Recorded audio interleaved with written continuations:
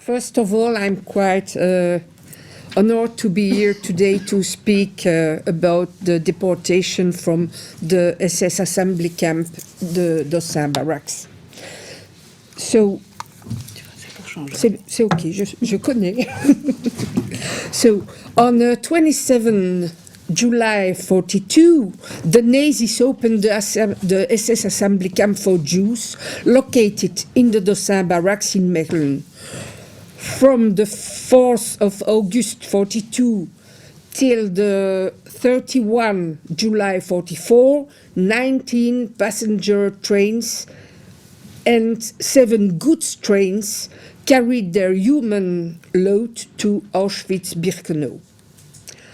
The anguish caused by the departures was perfectly translated by the artist Laurence Schram. One of her paintings, called The Death Train, was chosen by EUROPALIA to illustrate the poster and the program for the day. Laurence Schram was arrested in Brussels and sent to the Dossin Barracks on the 18th March 43. There, the young artist was assigned to the Malerstube, the painter's room. She avoided deportation, and when the Nazis abandoned the Dossin Barracks during the night of 3 to 4 September 44, she regained her freedom. Trains played a fundamental role in the Holocaust, everywhere in Europe. If Heinrich Himmler was the main architect of the final solution, Adolf Eichmann was in charge of all trains carrying Jews to the extermination centre in the East. He carried out this role with a lot of zeal. In Berlin, Himmler planned the organization of the genocidal deportation of Jews from the Netherlands, from France, and from Belgium. On June 11, 42, Eichmann, the head of the section 4B4, Jewish Affairs, within the Reich Security Main Office, the Reichssicherheitshauptamt, informed Kurt Asche, the SS officer for Jewish Affairs in Belgium, of Himmler's decision to deport 10,000 Jews within 1 month. The first deportation of Jews should start from mid-July or at the latest in mid-August. On 20 July, before the first deportation, children could be incorporated into the Jewish transport. On 27 July 42, the SS assembly camp opened its door. 1 month later, the Belgian quota ordered by Berlin was doubled. So from 10,000 we passed to 20,000. On the 15th of July 42, the German military administration put the place Dossin at the disposal of the SIPO-SD to establish the assembly camp, SS Sammellager für Juden in Mechelen. On the 27 July 42, the first detainees entered the camp, which had been especially created for one sole reason: to carry out the final solution to the Jewish question. The sole function of this place consists of gathering Jews deportees for genocidal deportation. Mechelen was located halfway between Brussels and Antwerp, where more than 90% of the 70,000 Jews who were living in Belgium were living. The barracks has a courtyard in which several trucks could easily park. The building was large enough to hold more than 2,000 detainees at the same time. and very few guards could easily control the whole place. And last but not least, it was bordered with the first railway, which was built in Belgium between Brussels and Antwerp. The SS-Lager was a preliminary step towards deportation to Auschwitz-Birkenau. Only a single phase in the final solution. All detainees had to be deported from this antechamber of death. None were supposed to survive. None were supposed to remain in the Dossin Barracks. Out of more than 27,500 internees, barely 1,660 escaped deportation.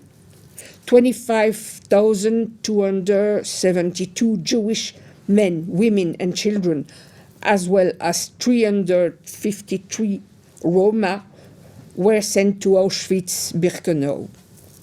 In addition to those trains, 4 small transports took 218 people to Buchenwald, Ravensbrück, Bergen-Belsen, or to Vittel.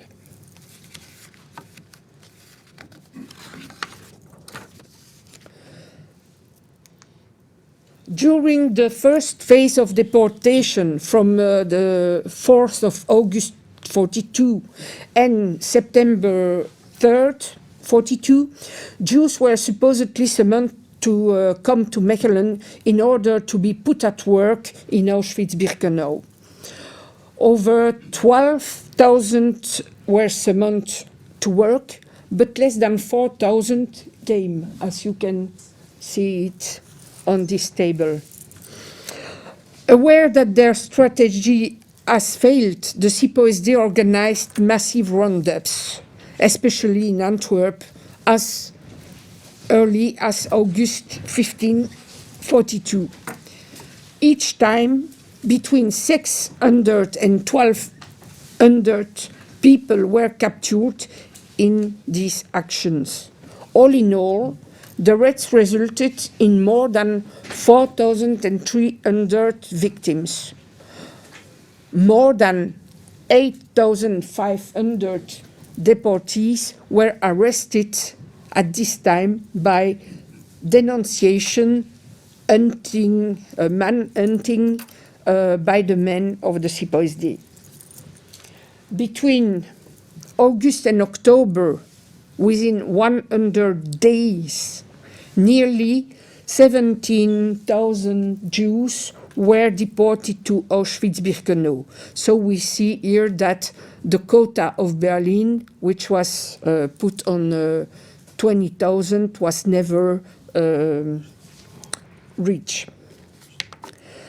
In this table, we can see that in August, less than 6,000 Jews were arrested, while Berlin demanded 10,000. And when this quota was doubled on 28th of August, denunciation, house arrests, and manhunts became the main way to get the Jews arrested. During this critical period of 42, passenger wagons departed in quick succession. The transport Juden only remained from 3 till 7 days in the camps.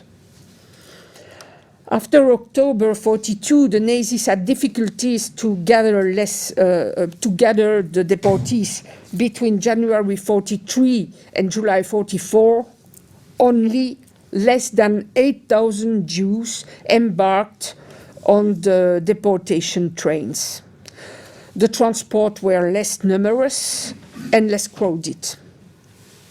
The Jewish population was by then aware of the danger and went into hiding in a real massive scale. The Nazis had also to cope with a growing number of escapes. For example, Meyer Tabakman a resistance fighter of the Linke Koalition, the left-wing Zionist Workers' Party, jumped out of the 19th transport formed by passenger wagons. He described his first escape in the CDG underground organ, Le Flambeau, before being recaptured and taken back to the SS Sammellager. I quote, "I am an escapee. This is not the title of the film of Paul Muni. No, it's a true fact. The train of the 19th transport that is to take him to Poland is on its way. It's traveling at 6 kilometers per hour.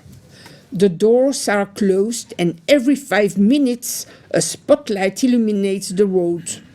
The deportation is taking place. Nazi deportation means death. He decides to escape.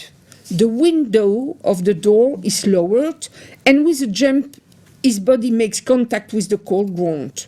Midnight. He lies there until dawn. He feels an excruciating pain in his arm. The escapee has returned home with a broken arm. An isolated case?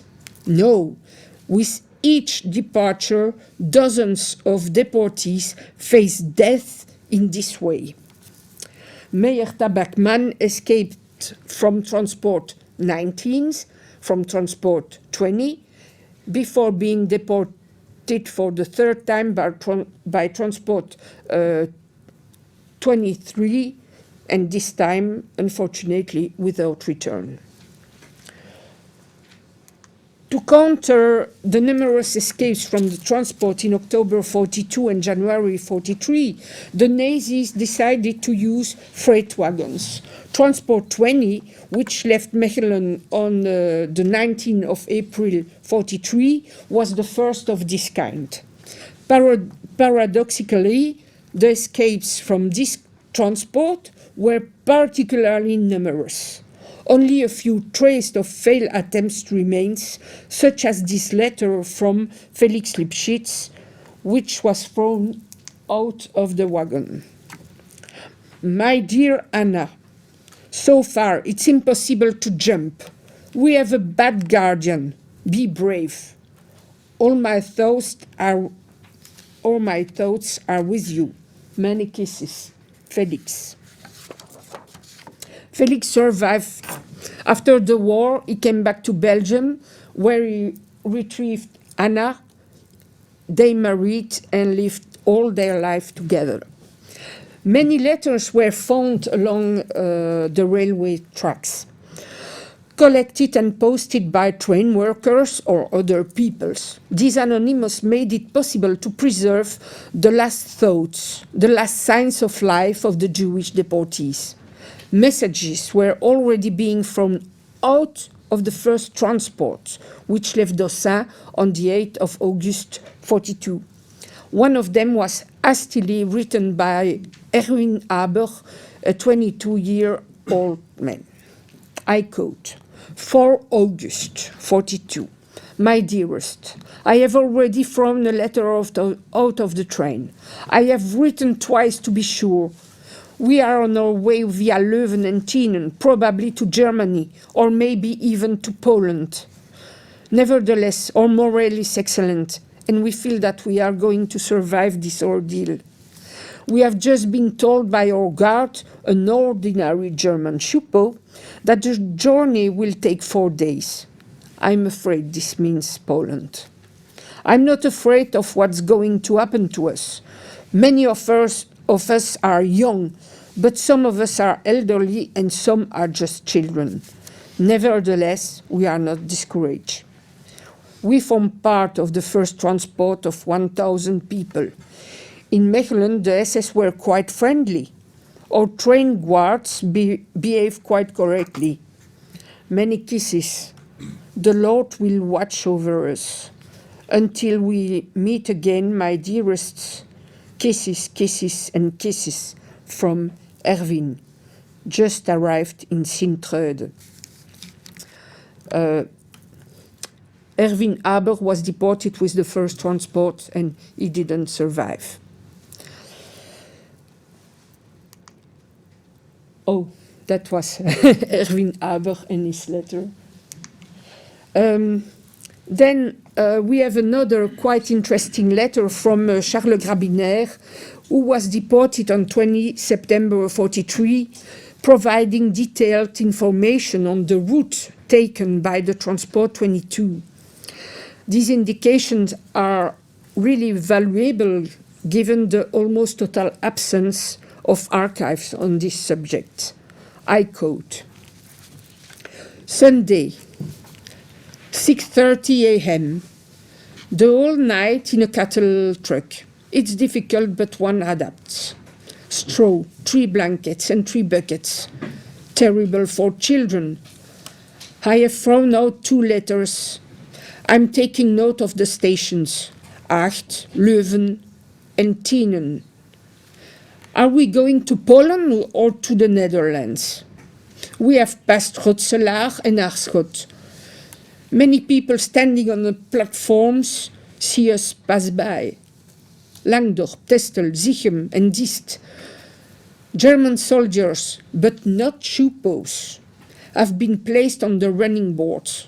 The train travels at between 25 and 30 miles per hour.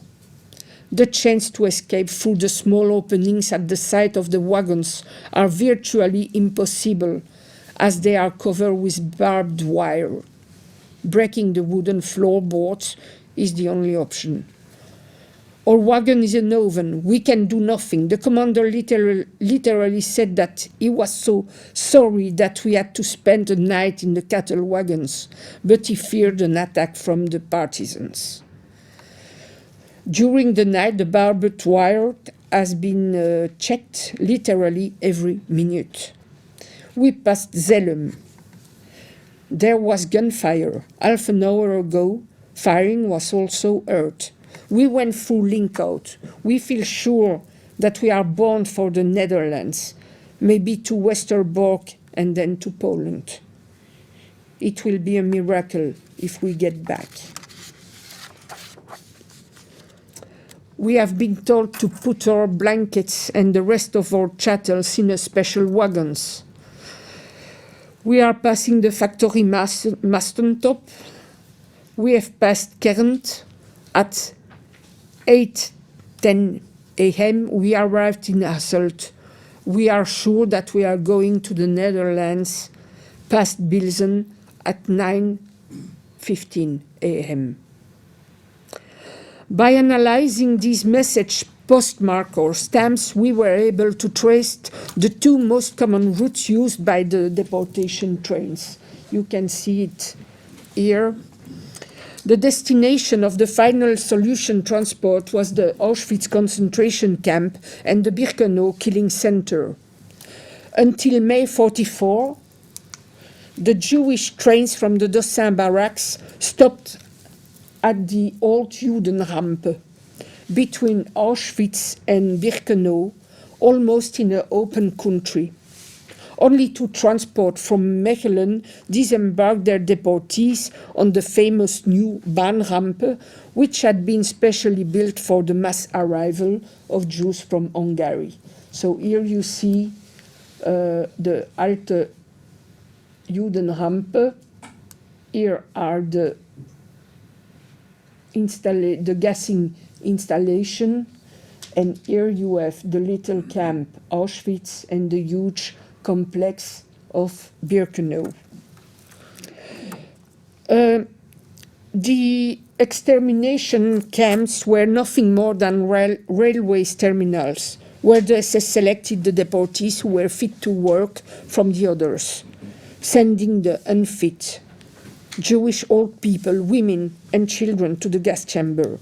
From the transport from Dossin, more than 64% of the deportees were immediately sent to the gas chamber of Birkenau without ever entering the camp or without having been tattooed. The Dossin Barracks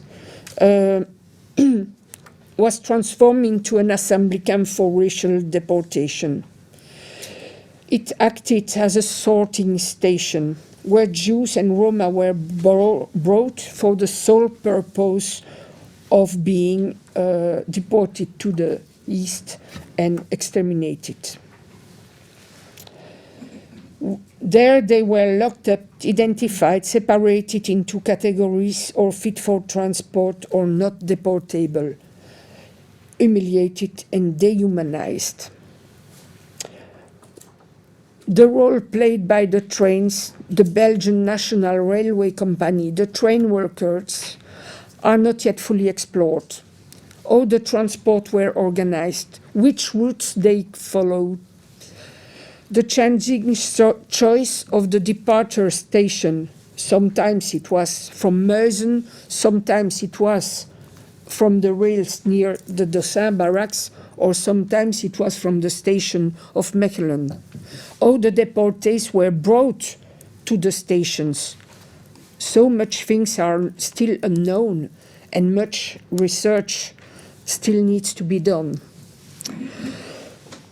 In conclusion, the train that had allowed so many Jewish refugees to find asylum in Belgium were also the instruments of their extermination, as well as that of the Roma.